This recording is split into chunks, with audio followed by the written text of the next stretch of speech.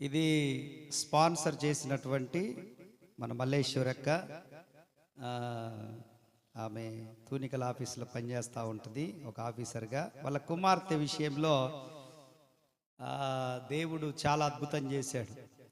వాళ్ళ కుమార్తె విషయంలో నాకు ఉద్యోగం రాదు ఉద్యోగం రాదు ఉద్యోగం రాదని హైదరాబాద్ వెళ్ళిపోయింది. వాళ్ళ అమ్మ మీద గొడవ వేసుకొని, అన్న ఇట్లా సంగతి అన్నా అని చెప్పేసి నాకు చెప్పింది. నేను చెప్పాను, అక్కడ రమ్మనిక ఉద్యోగం వస్తుంది కానీ అప్పుడే సచివాలయం పోస్టింగ్లు పడతా ఉన్నాయి. నేను అన్నాను, జస్ట్ అటెంప్ట్ చేసి వెళ్ళమనక్క, తప్పకుండా దేవుడు తనకిస్తాడు అని అంటే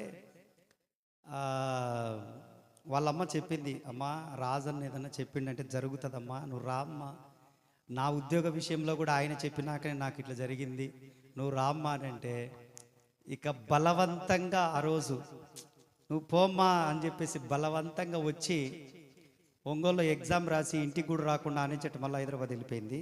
నేను చెప్పాను, అక్క సరేలే తప్పకుండా తనకు ఉద్యోగం వస్తుందని వెళ్ళిపోయింది.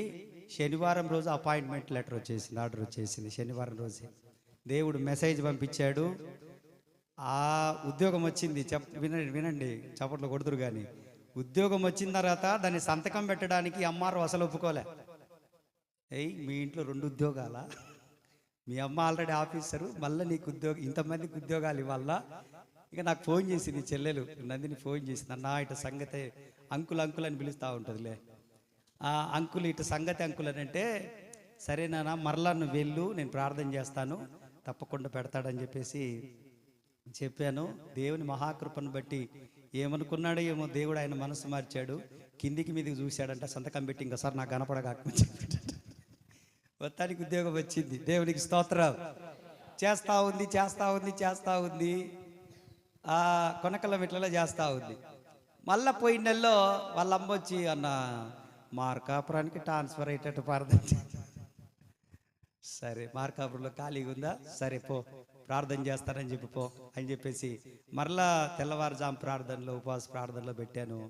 పోయిన ఆదివారమే అక్క వచ్చి చేతి నిండా కానుక పట్టుకొని వచ్చి, అన్న మార్కాపురానికి ట్రాన్స్ఫర్ వచ్చేసింది అన్న మరలా అని చెప్పేసి చెప్తా ఉంది. వాళ్ళు దాదాపు 7-8 సంవత్సరాల నుంచి దేవుని సన్నిధికి వస్తూ ఉన్నారు. ఏదైతే నేను వాళ్ళ ఇంట్లో చెప్తున్నాను, విగ్రహారాధికులు వాళ్ళు, ఏదైతే నేను వాళ్ళ ఇంట్లో ఇది జరుగుతుంది, ఇది అవుతుంది, ఇది వస్తుంది, ఇది నిలబడుతుంది అని చెప్పానో అవన్నీ జరుపుకుంటూ వచ్చినాయి వాళ్ళ ఇంట్లో. దేవునికి స్తోత్రం. వాళ్ళు నమ్ముతారు అంతే. నేను వెళ్ళి అడుగు పెడితే యేసయ్య మా ఇంటికి వచ్చాడన్నంత సంతోషపడతారు వాళ్ళు. వాళ్ళ కూతుర్ల విషయంలో కానీ ఆమె విషయంలో కానీ అన్ని నన్ను అడిగి చేస్తూ ఉంటా. ఏమరా అంత ఇబ్బంది అయిందా? దైవజనుడు అడుగు పెడితే ఒక మాట చెప్తే అంత ఆశీర్వాదం అని ఆ కుటుంబం నమ్ముతా ఉంది. దేవుడు అలాగే చేసుకుంటూ వస్తూ ఉన్నాడు. దేవునికి స్తోత్రం, హల్లెలూయా. ఆ పాపను కూడా ఒక మంచి కుటుంబంలో, వాళ్ళందరూ కూడా ఉద్యోగస్తులు, డాక్టర్లు, ఉద్యోగస్తులు, కాలేజీ ప్రిన్సిపాల్స్, వాళ్ళ కుటుంబంలో కూడా అటువంటి కుటుంబంలో దేవుడు తనను వేశాడు. దేవుని ఆ కుటుంబాన్ని ఇంకా దీవించును గాక. మంచిది. వారు ఈ కేక్ ఇచ్చారు, ప్రార్థనలు కూడా చేశాము, ఇద్దరు ప్రార్థన చేశారు. దేవుడు వారి కుటుంబాన్ని దీవించును గాక. మంచిది.